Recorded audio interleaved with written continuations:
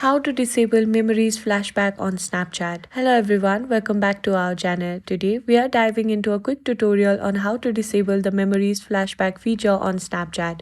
If you want to stop those flashbacks from popping up, you're in the right place. But before we get started, make sure to hit that subscribe button and press the bell icon so you never miss an update from us. Alright, let's jump right in. In order to do that, you need to open your Snapchat app. Once you have opened it, you need to tap on your Bitmoji and then go to the gear icon located at the top of your screen. Now, scroll down until you see the memories option. Once you see that, simply tap on it.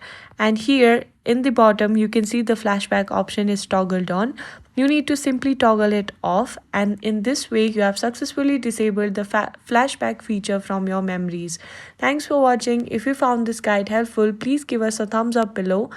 We upload great new tech tutorials like this on every day, so don't forget to subscribe and hit the bell icon for updates, and I'll see you in the next video.